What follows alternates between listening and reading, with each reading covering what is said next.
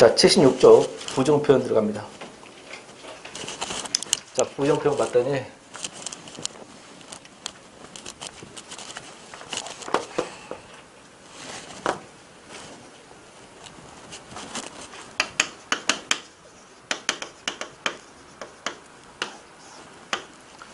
부정표현이 안부정문이라는 게 있고 목부정문이라고 하는 게 있고 말다 부정문이라고 하는 게 있습니다.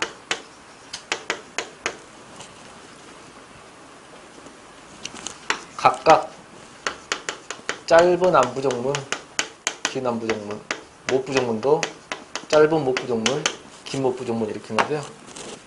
자, 먹다를 가지고 해볼게요. 짧은 안부정문은 안 먹다, 짧은 목부정문은 못 먹다입니다. 이 안 먹다하고 못 먹다의 차이는 안 먹다는 의지가 부족한 거고요. 못 먹다는 능력이 부족한 거 아닌가? 여기서 의지가 부족하다, 능력이 부족하다라고도 하지만 의지 부정, 능력 부정이라고도 합니다. 긴 부정은요, 길게 한 겁니다. 먹지 아니하다. 문제가 훨씬 더 길죠. 긴 부정은 먹지 못하다. 이렇게 하는 겁니다. 단, 아니하다하고 똑같은 말이 않답니다. 같은 말이에요. 자, 이렇게 된 건 알겠는데, 그러면 먹어라를 안 부정하면 안 먹어라, 못 먹어라 안 되고 먹지 않아라, 먹지 못해라도 안 되죠. 이때 쓰는 게 말다 부정문입니다. 명령의 부정이거나 명령 청명 부정일 때는 말다를 사용해서 긴 부정으로 바꿉니다. 먹지 말다입니다. 먹지 말아라.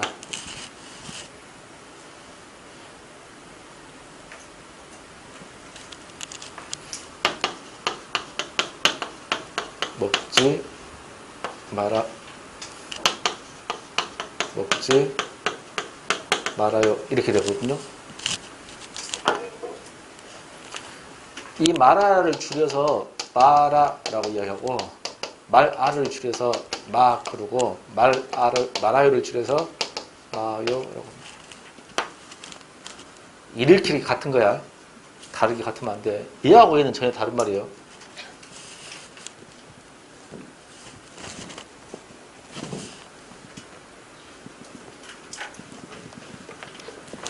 자, 76쪽 봅시다. 부정표현. 안부정문 개념 주체 의지 밑줄.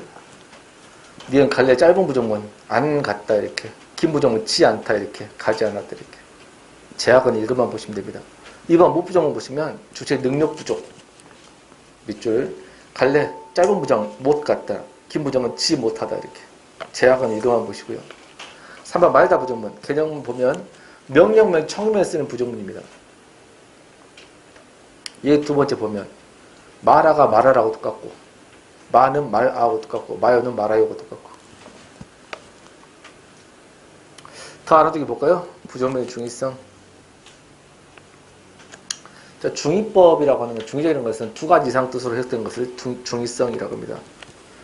철수가 택시를 타지 않았다 보시면요.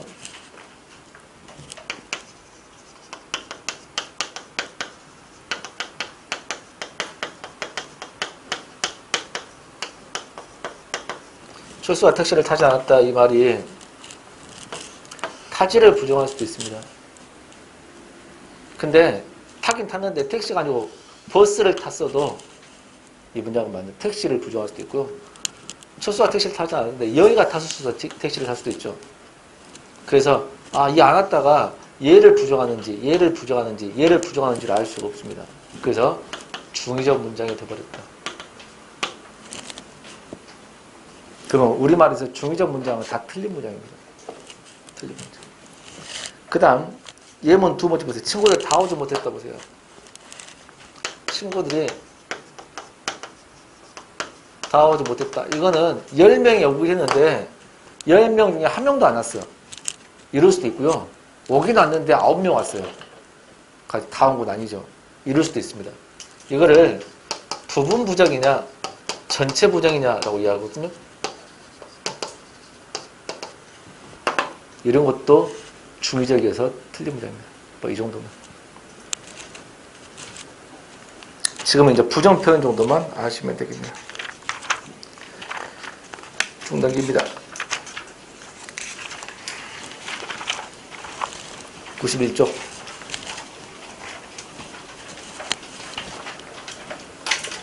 의미론.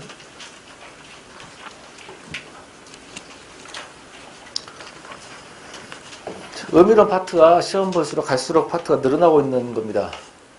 똑똑한 사람들 뽑겠다는 거죠. 어휘의 뜻, 문장에서 어떤 뜻을 갖냐의 뜻을 물어보는 겁니다. 그렇죠? 1번 의미 표현은 범주가 있는데 1번 단위어가 있고 다이어가 있죠.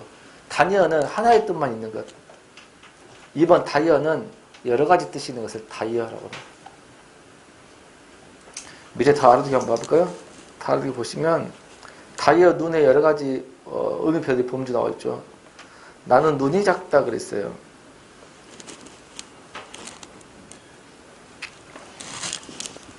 거기 보면 1번 눈이 작다 할 때 눈, 그죠? 신체 부위죠.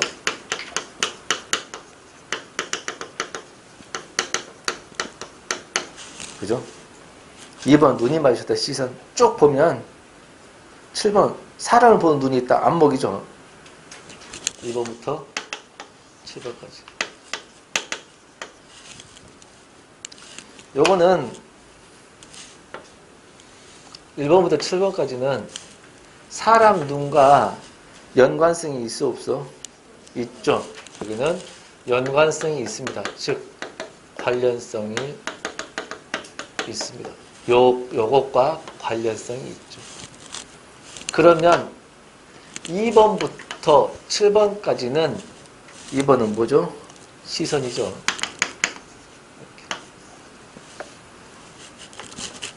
그럼 관련성이 있는데 사람 눈 이게 가장 1차적인 의미고 2번부터 7번까지 여기서 확대되는 의미죠. 가장 기본적인 의미 이거를 중심 의미 또는 중심적 의미 나머지를 주변 의미 또는 주변적 의미라고 해요. 이런 관련성이 있을 때 이런 단어를 다이어, 다이 관계에 있다라고 이야기합니다. 다이어, 다이 관계에 있다. 다이하고 다이 관계에 있다 그래요.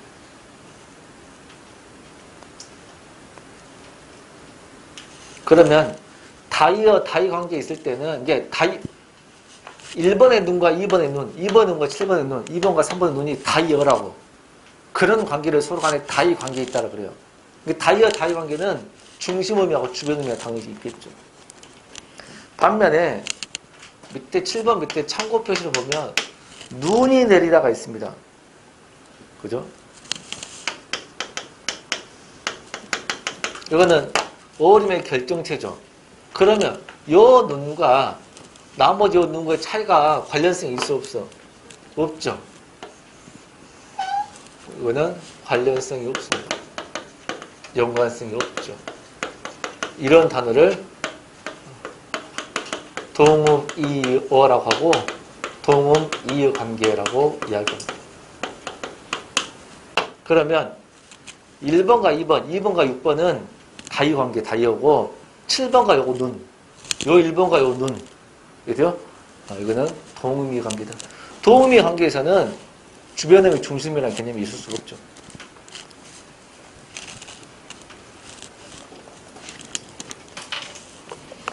시험에 이게 왜 어렵냐면요. 어떤 두 단어를 주고 다이어냐 동음이냐 물어보면요.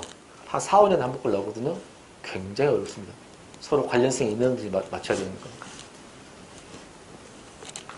이거는 쉽다고 생각하면 당연히 쉽죠. 관련성이 없는데 관련성이 있죠. 사람 눈에서 나왔죠. 쉽다고 생각하면 하나씩 쉬운 문제고요.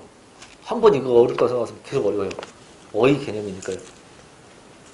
그 다음 2번 단어들 의미 관계입니다. 1번 동의 관계는 완전히 뜻이 같아요. 동의 뜻이 같은 거. 이거 보세요. 호랑이 범, 서점 책방, 정육점 부육관 뜻이 똑같아. 2번 유의관계는요. 비슷한 말이야. 약간의 차이는 있음. 그죠? 비슷한 말인데 약간 차이가 있음. 꼬리 꽁지 보세요. 꼬리는 사자 같은 거 꼬리라고 그러고, 독수리는 꽁지라고 하거든. 날짐승한테는 꽁지라고 그러잖아. 밥과 맘마. 너희는 밥이지만 맘마라고 하면 안 되죠. 아이가 먹는 밥이 맘마지 않나? 그죠? 그래서 조금 차이가 있죠, 쓰임에. 이름은 뭐야? 유의관계입니다. 다시 완전히 의미 차이가 없이 똑같다. 그럼 동의관계. 비슷한 말인데 같은 말이긴 한데 의미 차이가 좀 있어. 쓰임이 좀 달라. 이럴 때는 유의관계. 거기다 적으세요. 동의관계하고 유의관계 있잖아. 이걸 묶어서 유의관계라고도 합니다. 두 개를 묶어서 유의관계라고 돼요. 왜 그러냐면 자, 조금이라도 차이가 있으면 유의관계라고 했잖아. 동의관계에 호랑이 범 보세요. 범은 순 우리말이고 호자는 범호자거든. 한자가 들어갔거든요. 좀 의미 차이가 있죠. 그럼 유의관계죠. 이런 식으로 보면 똑같은 의미의 단어는 없다는 겁니다. 조금이라도 차이가 있다. 그러면 크게 보면 유의관계다 이렇게 보기도 합니다. 3번 도의관계는 방금 했죠. 도의미. 자, 반의관계인데요. 반의관계를 맞히는 방법이 이렇게 1, 2, 3 반대관계, 모성관계, 상대관계 이렇게 맞히는 방법이 있고요. 한자 넘기면 덜하기 위해서 그렇게 하는 방법도 있습니다. 가장 쉬운 방법 해주겠습니다. 91조 맨 밑에 반의관계 보면요. 반대관계, 모성관계, 상대관계가 있죠. 반의관계가 반대관계, 모성관계, 상대관계 있는데 시험에는 이 두 개 구별하는 거. 차이 구별하는 거. 자, 반대관계는 보세요. 중간항이 존재한다겠죠.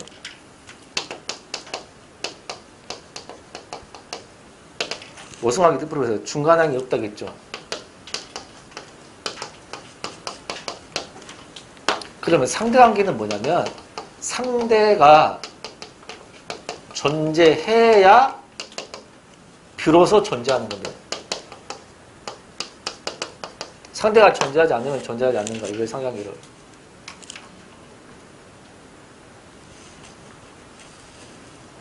자, 이거 보세요.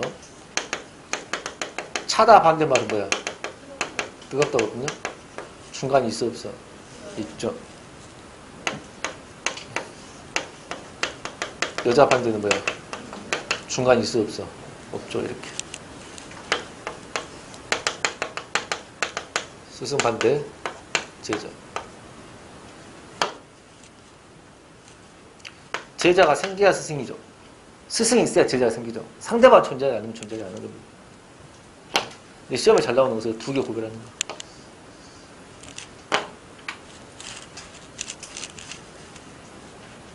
이게 이제 가장 쉬운 방법인데, 요거를 이제 확대를 하게 돼요.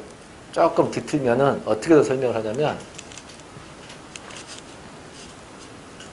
자, 반대관계, 모순관계 중에 두 단어가 있잖아요. 상대적인 두 단어인데, 두 단어 모두 긍정할 수 있나? 반대관계를? 두 단어 모두 긍정할 수 있냐고, 반대관계가. 그렇지. 여기까지만 수도. 여기까지만. 중간에 있다 없도록 하세요. 방금 이제 한동안 중단되니까 더 이상 하면 머리 깨져. 여기까지만. 그래서 중간이 있다 없도록 일단 하세요. 일단 여기까지만. 그 다음 한자 넘기면 92쪽 보면 5번 하위관계가 있거든요. 상하관계가 있는데 하위관계를 다른 말로 상하관계라고도 이야기합니다. 이건 뭐냐면 옆에다 써놓습니다. 언어의 추상성 이렇게 써놓으세요. 언어의 추상성 할 때 잠깐 했어요. 그때 내가 꽃 무궁화 할 때 했거든요. 예문 보세요. 나무, 소나무 봅시다. 소나무는 나무의 종류 중에 하나죠. 이럴 때 상하관계, 다른 말로 하위관계거든요. 과일, 사과도 과일이 종류죠. 포함되잖아. 이것을 상하관계 또는 하위관계라고 합니다. 3번 의미 사용. 1번 중의적 표현. 자, 이제 본격적으로 중의적 표현이 들어가는데요. 중의 할 때 중은 무겁다가 아니고 중복되다는 뜻입니다. 중복되는데 의가 뜻이 중복된 표현을 중의적 표현이라고 하는데 옆에 보세요. 둘 이상 의미를 했다는 문장의 표현이다. 이 중의적 표현은요. 틀린 문장이라는 게 중요해요. 중의적 표현은 틀린 문장이다. 왜 틀린 문장인가를 설명해 줄게요. 봐봐. 1번 의적 중에서 봐봐. 동음이란 중에서 나는 배를 보았다 해서 나 배 봤다 했을 때 이 배가 신체 복부도 될 수 있고 선박도 될 수 있고 열배도 될 수 있잖아. 나 배 봤다 했는데 당연히 선박을 본 줄 알고 했는데 실은 과일을 본 거예요. 이해돼요? 그러면 의미소통이 돼? 안 돼? 안 될 수가 있죠. 그래서 틀린 문장입니다. 오해 소지가 있다 그 말이에요. 그래서 중의적 표현 이 정도. 그 다음 2번 니은 다의성 다이어를 가지고 하는 거. 손 좀 봐줘가 진짜 손만 봐달라는 것인지 아니면 혼내주라는 건지 아니면 손 좀 봐줘 시계 좀 손 좀 봐줘 이렇게 고쳐주라는 것인지 뜻이 다 조금 차이가 있죠. 그래서 이것도 중의적이다. 문제는 2번 구조 중의성이 중요한데요. 이 구조 중의성 할 때 이제 뭐가 중요하냐면 여기에 나온 예문이 다 틀린 문장이라는 게 중요해요. 여기 나온 애도 틀린 문장이다. 근데 왜 틀린지를 아는 게 더 좋긴 한데 일단 틀렸다는 걸 아는 게 중요해요. 그 다음 왜 틀린지 알면 더 좋고. 그러면 이 문장을 그대로 낸 게 아니고 단어를 조금 바꿀 수도 있죠. 문장을. 바꿨어도 틀렸다는 것을 판단해야 돼요. 그러면 어떤 파트가 틀린지를 알아야 다른 단어로 바꿨을 때 틀린 문장인지 알 수 있겠죠. 그 연습을 하라. 기억, 수식 범주 모호성 보면 자 예쁜 순이와 영이 그렇습니다. 여기 보시면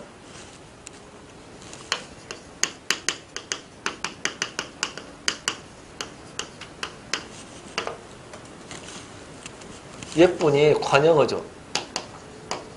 관영어는 뒤에 뭘 꾸며? 체언을 꾸미죠. 체언이 몇 개가 나와 있어? 2개가 나와 있죠.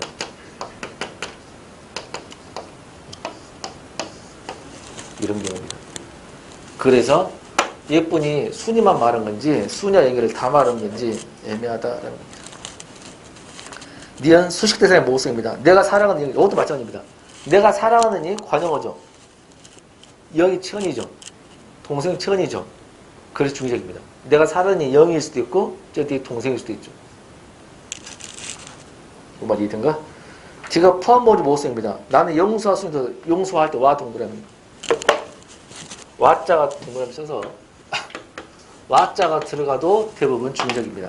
왜냐하면 나는 용수와 순이를 도와줬다 했는데 용수와 함께 순이를 도와줄 수도 있고 나는 용수도 도와주고 순이도 도와줄 수도 있습니다. 그래서 와 가자가 들어가면 중의적 확률이 높다.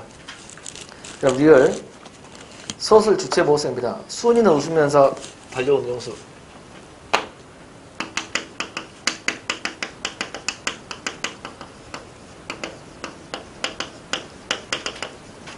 자, 이 문장을 보시면 이 웃으면서가 순이가 웃을 수도 있고요.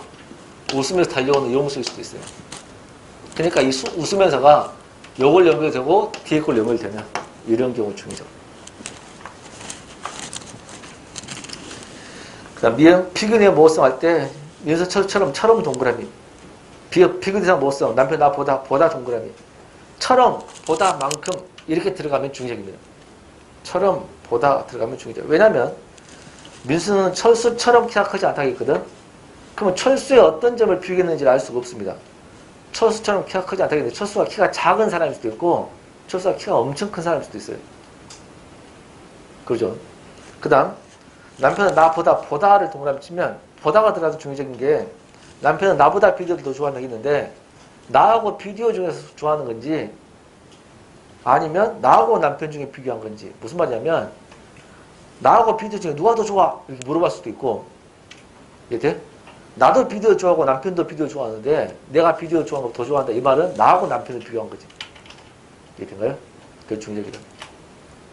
지금 다시 잠깐 끊고 중의적을 지금 빨리 하고 있는데 동그라미 칠하는 걸 잘 이해하라고 꼭 이 단어가 나온 게 다른 문장으로 바뀐다고. 알겠어? 그래서 보다처럼 이런 거 밑줄 쳐놓고 잘 알아두라고 말이야.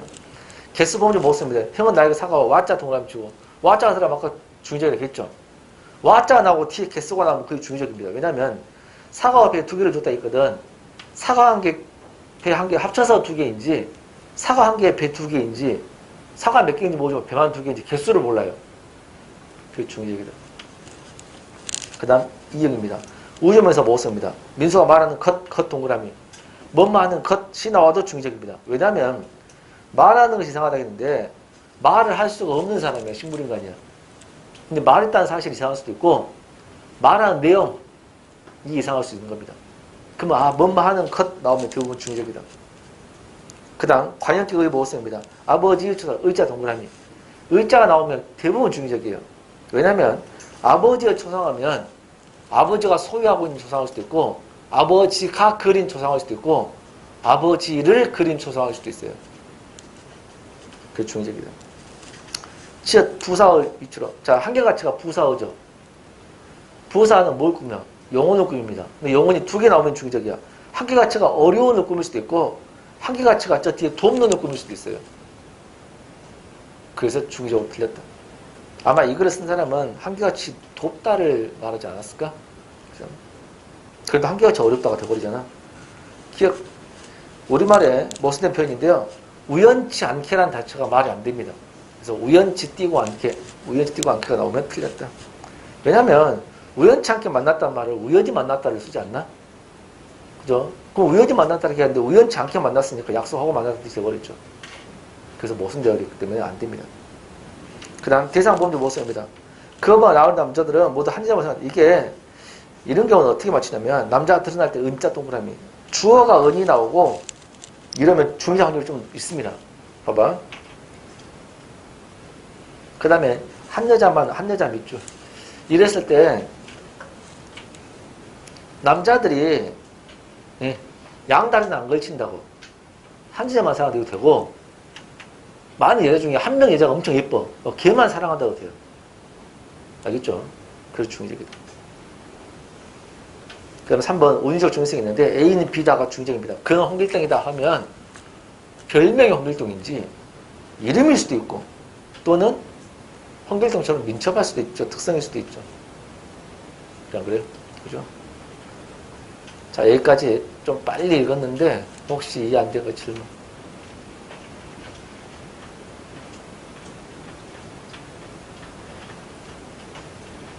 그 다음 2번 잉의적 표현입니다. 잉여적 표현이란 말은 말이냐면 잉여 생산물 하면 잉여가 남는 거죠. 남는 표현인데 의미가 중복되거나 군더되게 들은 표현이다. 옆에다 씁니다. 틀린 문장이다 그 말이에요. 자, 예문 보세요. 동일어 수식. 아름다운 미녀 그랬습니다. 아름다운 미녀 할 때 미자가 아름다운 미자예요. 그럼 아름다운 미녀 하면 아름다운 미자가 중복됐죠. 그래서 틀린 문장이다 그 말이에요. 우리말은 중복된 거 굉장히 싫어요. 이러려면 시험 볼 때 미녀의 한자를 써줄까 안 써줄까? 안 써주겠죠. 그 미녀 뜻이 아름다운 여자라는 뜻을 알아야만 풀 수 있지. 결국 뜻을 알아야 풀 수 있는 겁니다. 알겠죠? 그러면 이런 것들만 있냐? 이런 것들만 있는 것은 아닙니다. 더 있을 수도 있죠. 결국 단어 뜻을 알아야 되는 거지. 그래서 시험에 나왔거나 나올 법한 것들 다 모아놓은 것들입니다. 그래서 쭉 한 번씩 읽어보는 게 숙제입니다. 쭉 읽어보시고, 그죠?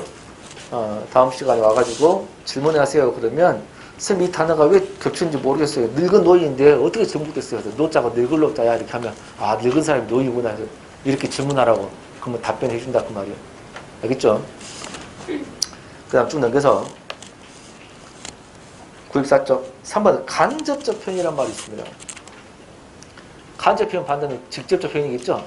직접 말하지 않고 간접적 표현이란 말이 있는데 볼까요? 완곡어법, 자, 완곡어법 밑줄. 완곡하게 표현한 것을 간접적으로 표현한 것을 완곡이라고 하구나. 알아두세요. 간접적으로 표현한 것을 완곡이라고 하구나.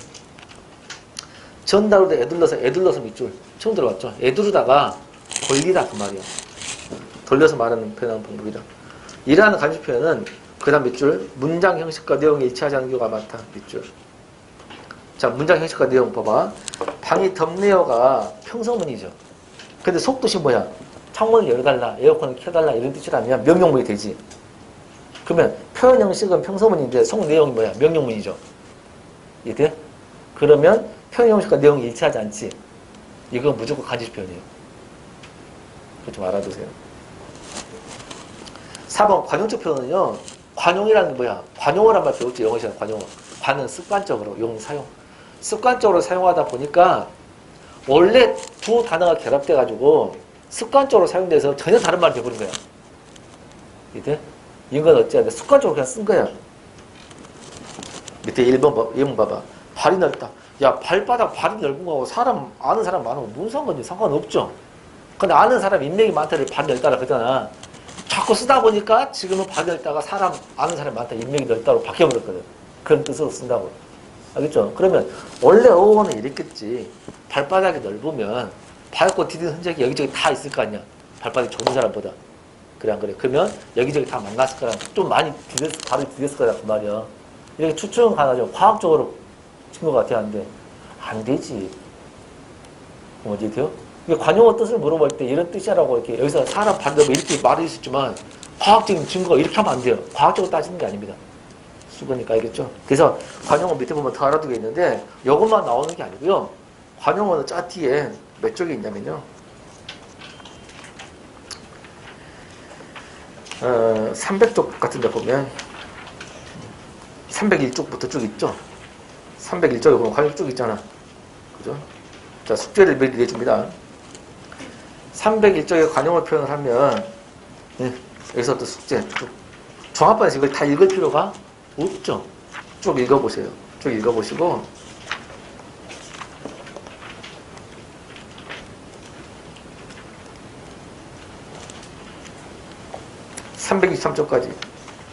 323쪽까지 읽어보시고, 이해 안 되는 거 있으면 질문하시면 돼요. 뜻을 봐도 아무리 봐도 이해가 안 되면 그러면 내가 이제 답변을 해주지만 관용어이기 때문에 뜻이 바뀌긴 했어. 원래 뜻과는. 그래도 설명을 해줄 테니까 알겠죠? 그때 질문하시면 됩니다. 질문 없으면 바로 넘어가도록 합니다. 알겠죠?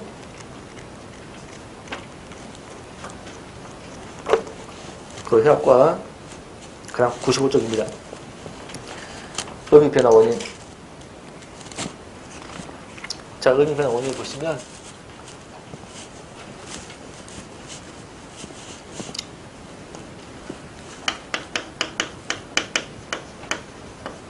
뜻이 조선시대는 이런 뜻이었는데 지금 이렇게 변했어. 의미 변화 원인은 시험에 나온 적이 없습니다. 예전에 한번 나왔다고 하는데 지문을 줬어요. 종합반은 하지 않고요. 뭐가 중요하냐면 한 장 넘겨보세요. 96쪽에 의미 변화 유형 있죠? 별표. 이걸 합니다. 의미 변화 유형을 보면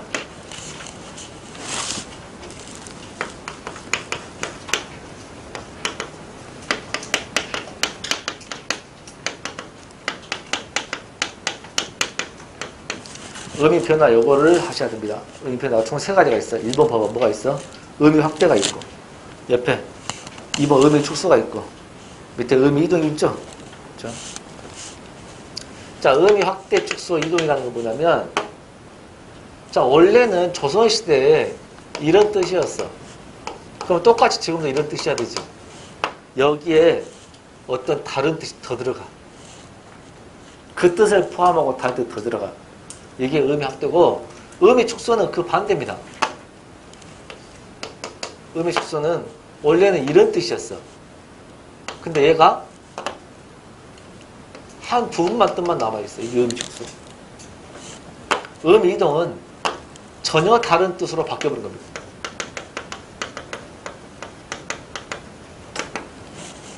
전혀 다른 뜻으로 바뀌어버린 거. 자, 예를 듭니다. 자, 영감이라는 단어가 있습니다. 지금도 요거 영감 그잖아. 자, 이랬을 때 조선시대에는 정상품 이상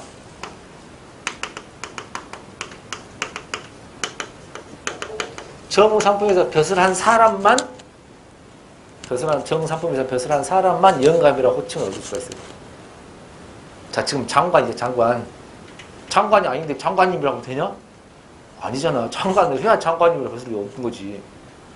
교장 선생님 그랬습니다. 교장이 아닌데 교장 선생님 하면 되겠냐? 안 되지. 맞죠? 그러면 조선시대 영감이라는 벼슬이 있어. 그거를 상품 이상 벼슬을 얻어야만, 정확히 말하면 3품과 2품이거든요. 3품 이상 벼슬을 해야만이 영감이라는 칭호를 얻을 수가 있는 거예요. 영감, 이렇게. 근데 지금은 요거 영감 그잖아. 벼슬 안 해도 되지. 근데 문제는 만약에 국립국어 표준국어 대상을 찾았는데 영감이라는 단어를 썼더니 요즘에는 높은 공익자는 안 되고 나이 먹은 사람은 그냥 영감이라 한다 라고 하면 뜻이 바뀌는 거지. 그럼 의미 이동이야. 근데 지금 사전을 찾아도 고위 공무원을 일컫는 말이라고 나옵니다. 그럼 고위 공무원 그대로 뜻이 있죠. 플러스 일반적인 나이 먹은 남자를 영감이라고 하잖아. 그 뜻이 확대됐지. 그 뜻 그대로 가지고. 그죠? 자, 얼굴입니다. 얼굴이 지금 여기가 얼굴이죠. 앞면. 그 조선시대는 뭐가 얼굴이냐면 몸 전체였습니다. 신체. 몸 전체가 얼굴이었어요. 그러면 지금 뜻 아는 것도 중요하고 조선시대에 어떤 뜻이었는가 하는 게 더 중요하지. 그래야 의미 확대된 식성이 알 수 있죠. 그래서 시험이 잘 나오는 거예요. 어리다라는 단어가 있습니다. 어리다가 조선시대에는 어리석다 있어요. 지금은 나이가 적다로 뜻이 바뀌는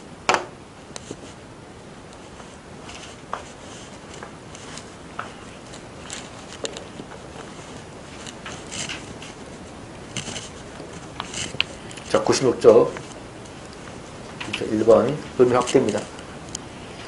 영감은 방금 설명했고요. 다리 보세요. 옛날에는 사람과 짐승 다리만 다리였는데 지금은 사물 받침대까지 의자 다리, 책상 다리. 아, 이것도 다리하고. 먹다가 옛날에 음식을 씹어서 삼켜야만이 먹다야. 근데 지금은 마시다도 먹대요. 물을 먹다도 되고, 피우다, 담배를 먹다도 되고, 듣다, 욕 먹다도 되는 겁니다. 추가가 됐어. 왕초. 옛날에는 거지 두목만 왕초인데 지금은 거지 두목, 깡패 두목, 직장 상사 다 왕초예요. 그 다음 결에는 옛날에 조선시대 종친만 결이었구나. 지금은 친척 아니어도 동포민족이 다 결의가 되죠. 세수가 옛날에는 손수자에서 손 씻는 게 세수였구나. 지금은 얼굴도 씻어야 돼. 지갑, 옛날에 종이진짜 종이로만 만들었구나. 지금은 재질에 관계없이 다. 방석이 모방자, 옛날에 네모난 깔기가 방석이구나. 지금 모양이 관계없이. 핵이 옛날에는 열매 씨를 포함한 껍데기였구나. 지금은 이거 플러스 어떤 게 핵이다. 핵심 중요한 것. 선생 옛날에 성균관에 둔 교무직원을 선생이라고 했구나. 지금은 김선생 이렇게 계신가 이렇게 안 가르쳐도 되죠. 그리고 확대됐고. 97쪽 2번 의미 축소입니다. 얼굴은 했고요. 미인. 미인 옛날에 여자한테도 썼구나. 남자 다. 지금 미인은 여자한테만 쓰죠. 계집이 모든 여자를 계집이라고 했구나. 일반친이야. 근데 지금은 계집이라고 하면 여자들 중에서 낮춤말로만. 여의다가 옛날에 무생물한테 여의다를 쓴 것은 살 빠진 거, 가느다란 거. 가느다라고 쓰는데 지금은 사람과 동물에만 쓰구나. 중생의 모든 생명체였구나. 지금은 중생을 구제해달라 그러면 사람만 되구나. 놈의 모든 사람이었구나. 지금은 남자한테만, 그것도 낮춤말로. 학자가 학문을 하는 사람이었구나. 배우는 사람. 근데 지금은 적어도 박사학위 정도는 받아야 학자라고 그러죠.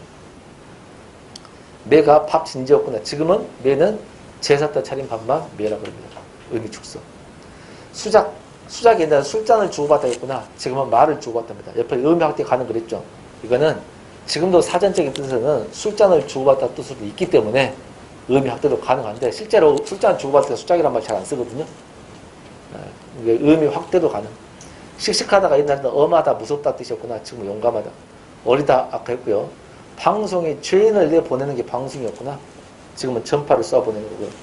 인정이 옛날에 뇌물이었군. 내외가 안과 박이라는 뜻이었는데 지금 부부군. 근데 안과 박이라는 뜻으로 내외를 써 안 써? 쓰죠. 의미 확대도 가능. 외도가 옛날에는 불교의 종교를 총추할 때 외도라 했구나. 지금 바람 피우는 거. 어여쁘다가 옛날에는 불쌍하다 했군. 결국 옛날 뜻을 아는 게 훨씬 더 중요하죠. 자, 여기까지 혹시 질문?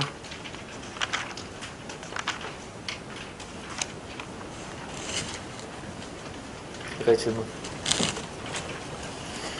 자, 107조 한글 맞춤법 들어갑니다.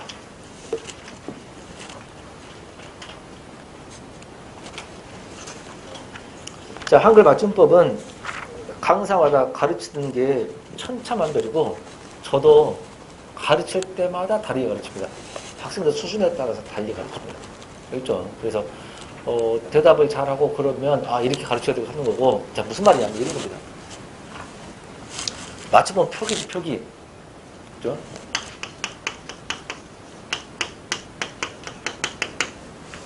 의자에 앉다 이렇게 쓰죠? 그러면 니은 받침에 니은 받침을 쓰지, 지읒 받침을 쓰지? 반드시 이렇게 써야 되잖아. 이랬을 때 초등학교 2학년 동생한테 의자에 앉다를 니은치로 쓴다 그러면 원리를 가르쳐줘야 돼. 의자 앉다 할 때 이렇게 써야 돼. 요란하게 해야 돼. 왜라고 줘? 중학교 2학년이야. 이유를 가르쳐줘야 돼, 요라고 해야 돼요? 중학교 2학년이야. 상황에 따라 다르죠. 공부 잘하는 애 같으면 이유를 설명해줘야 되고, 멍청한 놈 같으면 그냥 요거 이렇게 써. 자, 고2야. 당연히 이유를 가르쳐줘야지. 그러면 그때 수강생 때마다 달라. 모든 강사를 대하는 게. 얘가 초등학교 2학년이야. 그냥 요라고 해야죠. 이해돼? 수능 앞인데 고2야. 뭐 이유를 설명해주지. 근데 모든 것은 이유를 설명하고 시작하는데 이해가 좀 안 되면 스톱하고 요걸 하게 돼요. 실은 외우는 게 빨라, 이유를 아는 게 빨라. 이유를 아는 게 좋아. 외우는 게 좋은 사람도 있고 이유를 아는 게 좋은 사람도 있다니까. 상황에 따라 달라. 상황에 따라. 알겠죠? 상황에 따라 달라. 근데 아무것도 모르는 사람한테는 이유를 가르쳐주는 게 더 곤욕 아닐까? 예? 그잖아. 시험 볼 때 이유가 시험에 나와. 아니면 그 띄어쓰기, 아니 맞춤법 받아쓰기만 하면 되잖아. 초등 2학년 때 받아쓰기만 하면 되는데 이유를 막 가르쳐주면 그게 과연 과외를 잘해준 사람이냐고. 아니잖아. 그렇지 않나? 그러니까 사람에 따라 다르니까 잘 봐서 대답을 잘하고 그러면 원리를 설명해주고, 안 그러면 외우고. 사람에 따라 다르니까 외우는 게 좋아하는 사람 있고 이유를 아는 사람 좋아하는. 자, 107쪽입니다. 총칙. 맞춤법은 표기야, 표기. 어떻게 표기하냐입니다. 발음이 아니고요. 이해돼? 네? 발음은 고급이 신라 할 때 신라라고, 시라고 발음하지만 쓸 때는 신이라고 쓰죠. 저 맞춤법은 어떻게 쓰냐야. 발음한 게 아니야. 이따가 이게 제일 중요해. 맞춤법은 뭐야? 표기 형태입니다. 어떻게 보면 가장 기본적인 건데 질문을 그렇게 해요. 선생님 신라로 발음하는데 왜 뭐 이렇게 하고 이상한 놈들 많아요. 그거는 발음이잖아. 이렇게 말하면. 이게 무슨 말이냐면 뒤에 발음법을 갖고 와가지고 맞춤법을 적용할 놈들이 있다고. 뒤에 발음법이 있잖아. 몇 쪽 있어? 207쪽, 209쪽, 204쪽 봐봐.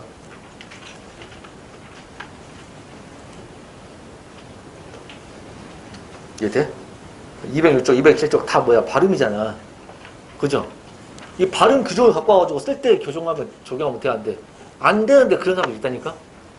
발음법을 규정 갖고 이거는 맞춤법 이게 안 돼. 이상한 놈이에요. 뭐가 이해된가? 맞춤법은 표기할 때 법이 다르지. 표준 발음법. 총칙입니다. 제일 중요한 거 1항.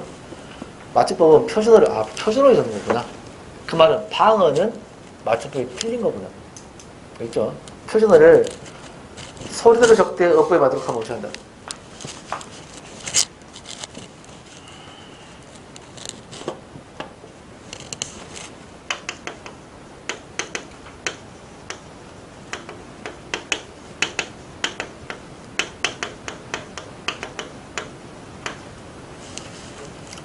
맞도록 함을. 야, 이게 이렇게 하는 게 원칙이야 그랬습니다. 원칙이란 말은 예외도 있다 없다. 예외도 있다는 뜻이죠. 자, 일단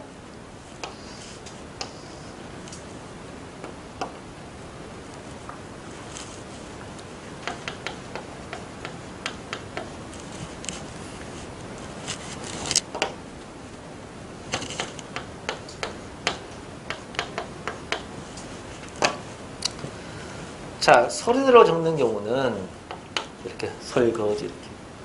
어법에 맞도록 적는다는 것은 소리는 어떻게 해요? 소리는 밝히다 이렇게 소리가 나지만 소리대로 안 적고 이렇게 해봤다 그 말이에요. 그러면 뭐가 먼저냐면요, 소리대로 적대 그랬죠. 이게 먼저야. 그러면 소리를 못 내면 적을 수가 없는 거죠. 그렇지 않냐? 봐봐. 소리를, 당연히 글자라는 것은 소리를 적는 거잖아. 소리를 못 내는데 어떻게 적겠어?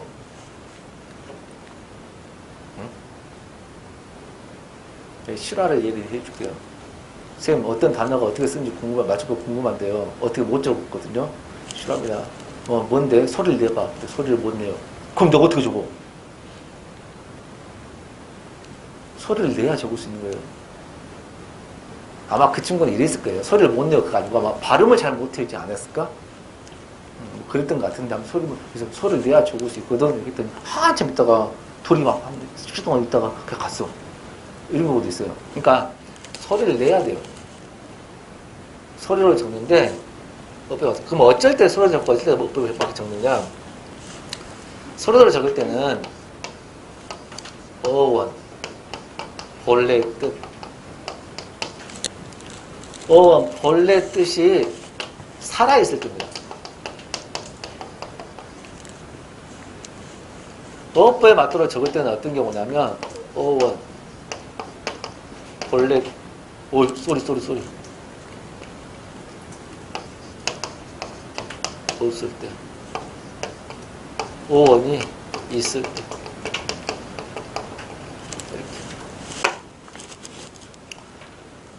요거 하나만 제대로 해도 어떻게 보면 99% 끝나요.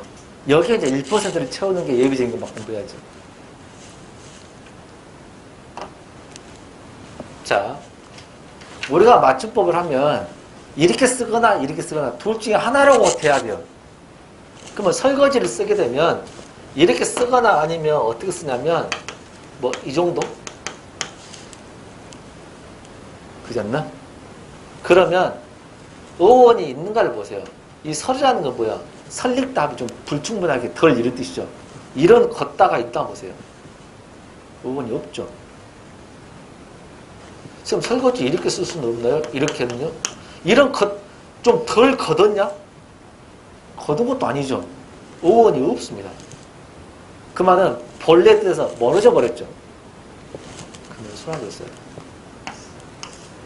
근데 얘는 밝히더라고 쓰고 싶은데 이런 박다에다가 이리 우구처가 들어갔죠. 이리 우구처가 뭐야? 사동이지. 그러면 밝게 하는 거지. 아, 불을 밝히다는 불을 밝게 했구나 뜻이 있죠. 어원이 있으니까 이렇게 쓰라고 말이야. 그러면 살인사건이 일어났는데 너무 복잡해. 얽히고 설켰어. 자, 그러면 소리나도를 써볼게요.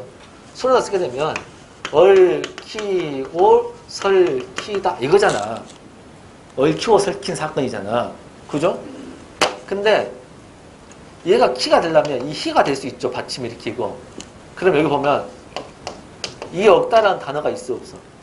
있죠. 얽혔습니다. 근데 얘가 희가 되려면 이렇게 돼야 되지. 그래 안 그래? 이런 석다라는 단어가 있어 없어? 없죠. 그러면 얽히다는 돼. 그러니까 얽히고 설키다는 안 돼. 그래서 설키다. 얘는 한 단어가 어법에 맞게 적는 경우도 있고 소리를 듣는 경우 둘 다 있는 특이한 단어입니다. 한 단어 안에가 어법에 맞게 쓰는 경우도 있고 소리로 쓰는 경우도 있는 특이한 경우. 결국 소리라는 대로 쓰는데 어원이 있지 본래 뜻이 있냐 아니면 사라지냐. 본래 뜻이 있으면 어법에 맞게 적고 본래 뜻이 사라지면 어떻게 적는다? 소리라는 대로 적는다. 이거 이해된가요? 하나 예를 들어오니까 한번 봅시다. 이해를 못하면 이게 예를 더 든다는 것이 모험이라니까. 더 해주면 그냥 외우면 돼. 예를 들면 이렇게 해서 이렇게 쓴다? 한 단어다? 이렇게 하면 돼. 이렇게 하면 되는데 설거지 이렇게 쓴다? 외우라고 하면 되는데 막 이유를 설명해 주다 보니까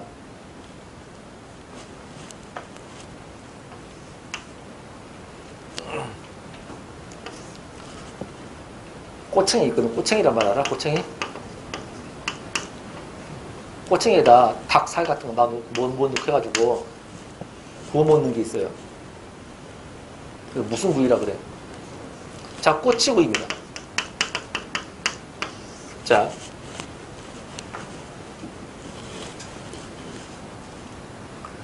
이렇게 쓰면 어원이 있다는 거예요, 없다는 거예요? 어? 없다는 거죠. 그러면 이렇게 쓰는 게 맞을까, 안 맞을까? 왜 맞을까?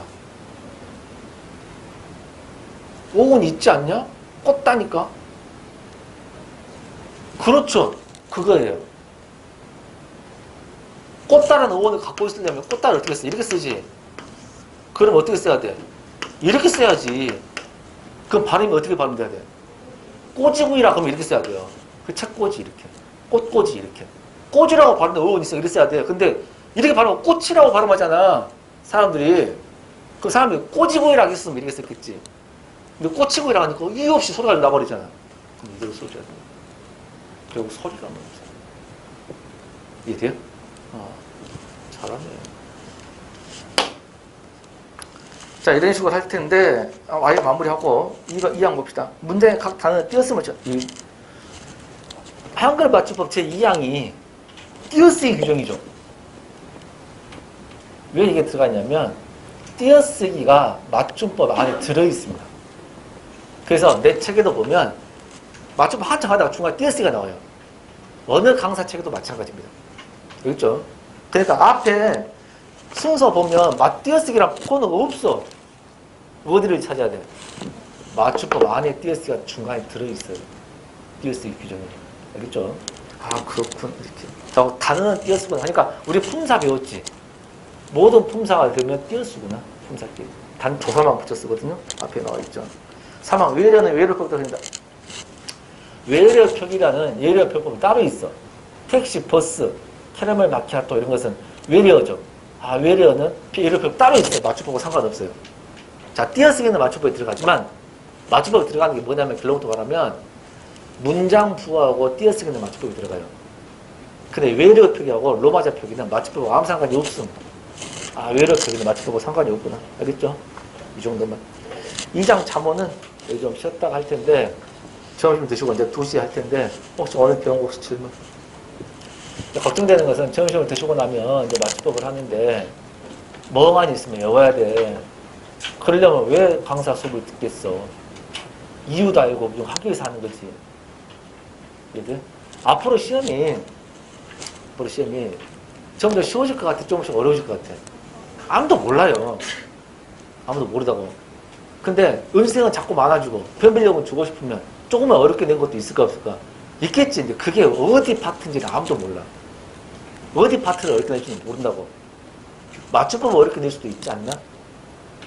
그러면 원래는요. 이 어문 규정이 있죠. 어문 규정에 있는 단어만 다 외우면 됐었어요. 그런 시대가 2014년까지였어요. 다른 건 아니었어요. 그런데 2014년 기준으로 바뀌기 시작한 거냐면 어문 규정 여기 없는 맞춤법 있죠. 이런 것도 내기 시작합니다. 그럼 어째야 돼? 이 원칙을 알고 다른 걸로 적용을 해야 돼, 안 해야 돼? 그런 시대가 와버린 거죠. 그래서 외우는 것도 한계가 있다가 돼버립니다. 단 문제를 쉽게 내버려요. 문제를 쉽게 냈다는 것은 어문 규정이 있는 것만 낸 거예요. 이해된가요? 그러니까 내가 걱정한 거 뭐냐면 정신 손가락에서 졸지 말라고. 알겠죠? 졸지 말고 졸다 오면 책하고 뒤에 서서 수업하면 된다. 알겠죠? 책 잠깐 주고 점심 먹고 2시에 봅시다.